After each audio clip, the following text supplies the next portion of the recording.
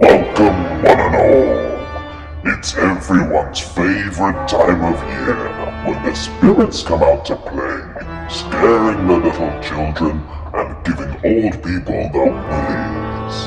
That's right, it's Halloween.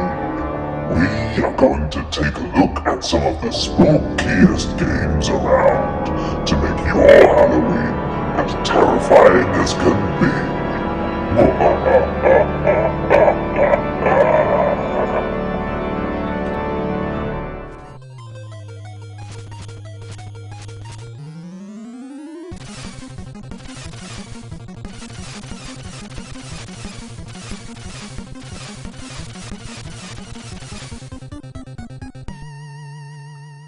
Monster in My Pocket for the NES was released in 1992, and it was based on the absolutely awesome kids' toys with the same name.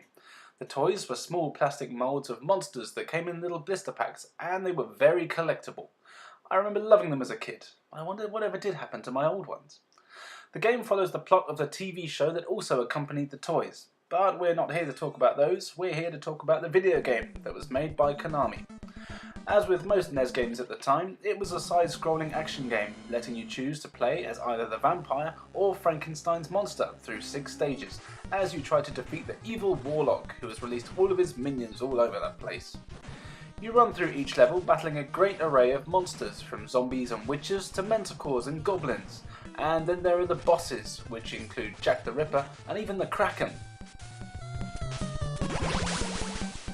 One thing that's a great addition to the game is that there's a 2-player simultaneous co-op mode, so you and a friend can beat the hordes of the bastards together. Sadly though, I don't have any friends, so I didn't get to try this out. Something that's a bit of a shame though, is that both the vampire and the monster play identically, so the only difference is what they look like. It would have been nice if they'd included a special move unique to each of the character, or just something to differentiate them other than how they look. As you play as tiny-sized monsters, the levels are themed around houses and everyday objects, rather than spooky graveyards and forests. But you don't tend to notice this too much, as you are fighting legions of monsters. The levels themselves are quite short, and to be honest, aren't very challenging. However, they are a whole lot of fun to play, and some of the bosses can give you a bit of trouble until you find out their patterns, at which point they become a bit of a walkover.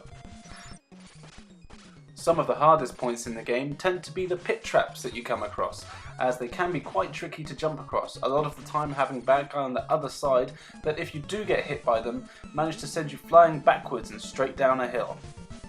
This part of the game, when you're crossing the small river on what I'm assuming is a jar, is particularly difficult and is actually where I lost most of my lives. It's mainly because it's very difficult to dodge the bad guys here. However, it doesn't really take away from the enjoyment of the game. The graphics in the game are excellent, as you'd expect from a late generation NES game. It has big sprites with very smooth animation, and everything is very clear. It's nice to see such a large variety of enemies too, as a lot of games in this era do only have a small selection of 3 or 4 bad guys. The sound effects in the game are pretty minimal, with just attack sounds really, and some pretty upbeat music, which is probably because it follows the 90s TV show music theme rather than a Halloween style scary music. So the game doesn't put up too much of a fight, and you will probably beat it after 2 or 3 tries. However, it is very fun, and it's a very well made game, with a huge amount of monsters in it and a lot of fun to play. This is definitely one that would be good for younger audiences, but also for us big kids back on Halloween.